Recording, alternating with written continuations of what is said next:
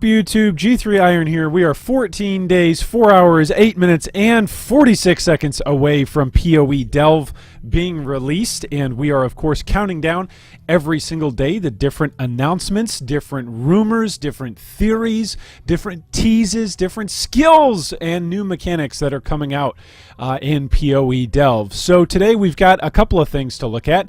The first being the Scourge Arrow skill reveal. So Scourge Arrow is going to be a new bow skill. So let's jump right in and take a look at what it's all about. With Delve right around the corner, many of you are already planning the perfect character for tackling the challenges hidden deep below the surface. Dun dun dun.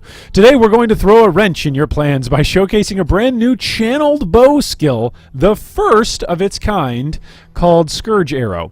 At its core, Scourge Arrow fires a wide, piercing arrow. Like other channeled skills, it deals more damage the longer you channel it, although it does nothing until it is released. Once released, the arrow leaves a trail of spores in its wake that explode after a delay, firing thorn arrows in a nova. The number of spore pods Scourge Arrow creates depends on how many stages you built up while channeling the skill. It creates one spore pod per stage up to a maximum of 5 stages, meaning a fully charged Scourge Arrow will fire a lot of projectiles. Sources of extra arrows and projectiles add arrows to the spore pods rather than the initial shot, which makes your fully charged spore shot that much more destructive. The thorn arrows have a limited range, but that range is increased by sources of increased projectile speed.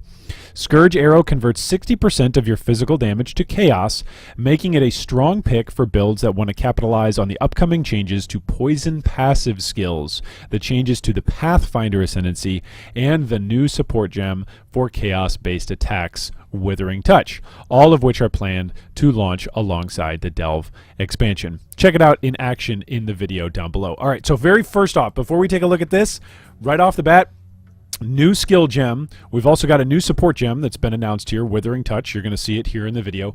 And then we've also got this interesting mechanic here that the pods are going to fire off projectiles, and your initial arrow, so in other words, if you link a GMP or an LMP with your initial arrow, at least from what it sounds like here as you're channeling it, it's not going to fire more arrows on the initial shot. It still fires in a straight line to leave the spores behind. However, the spores are going to fire more projectiles from them. Conversely, the number of arrows that are going to spawn from each of those spores is going to come from increased projectile speed, which is interesting. We've never really had projectile speed builds before, so this could be the start of something new. So let's take a look.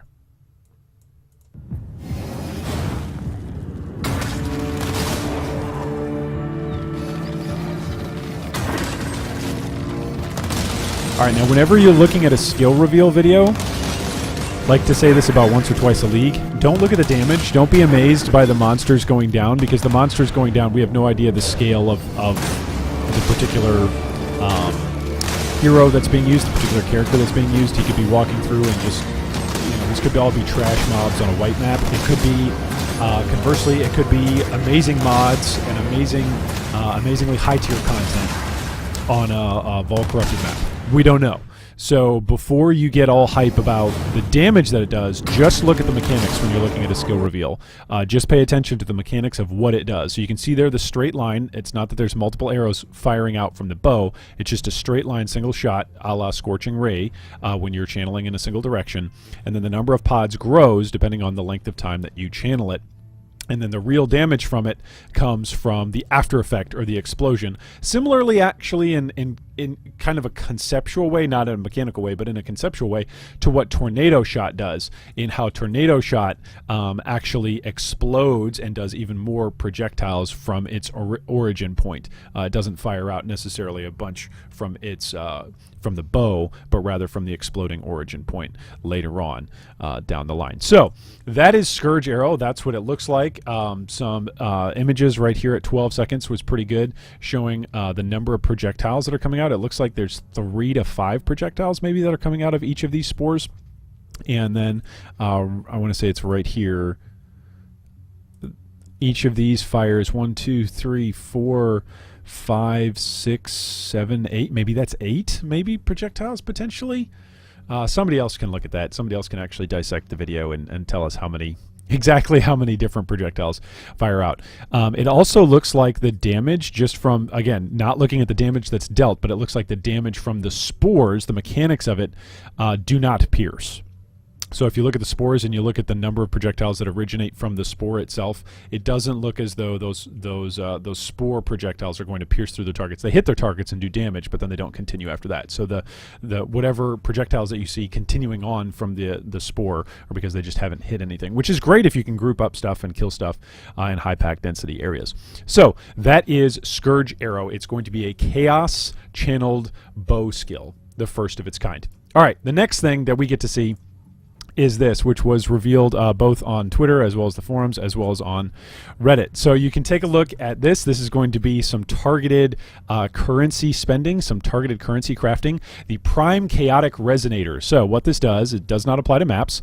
It reforges a rare item with new random modifiers. It gives it more speed mods, gives it no mana mods, more lightning mods, no physical mods, more minion and aura mods, and more armor, energy shield, or evasion mods, and no life mods. So we are getting targeted crafting galore here this league. Now, whether or not anybody's going to like it, again, I'm not going to say. After playing Bestiary, and really the reception even of Breach and Harbinger, two leagues that now people look on with, you know, big heavy nostalgia glasses and are like, oh, those leagues were so great. On release, people were not pleased with those leagues. GGG went in and made changes to Harbinger and Breach in order to make them better, to improve those leagues, but on reception they were not very favored. Bestiary, on the other hand, was not favored at any point in time. So I'm not willing to say right away, hey, look at this is OP, we're all going to love this, this is going to stick around forever.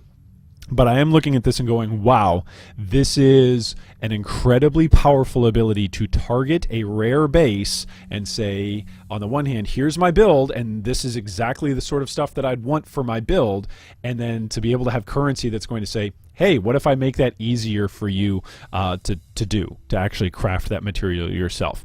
A lot of people have complained about trading and trade leagues over the past couple of leagues, and, oh, why isn't trading easier? Why don't they do an auction house?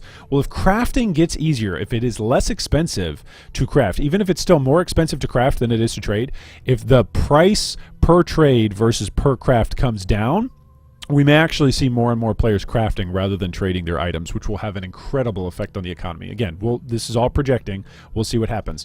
But the Prime Chaotic Resonator is used on a rare item like the Vortex Span, and here we see what the outcome is. It gives you increased energy shield, increased movement speed, increased stun and block recovery, and then it gives you an additional Spectre, which has only been available through Bones of Allure or the passive tree. Or a couple of other uniques, I think, that are legacy now. So pretty much max Spectre builds have been 4 Spectres, and that's been using Bones of Allure, which Bones of Allure has had a cap on move speed, which is terrible for your actual summoners. It feels awful. So the fact that now we can craft rare move speed up to 25%, maybe even higher, who knows, but that just looks awesome. So summoners, like, every single day, the more announcements come out, the more Delve looks like a Summoner League. So anyway, leave us a comment down below. Let us know what you think. Are you going to use, at any point throughout the league, this new Scourge Arrow? Will you use it on a bow builder? Will you play a Pathfinder and try to scale your physical to chaos conversion?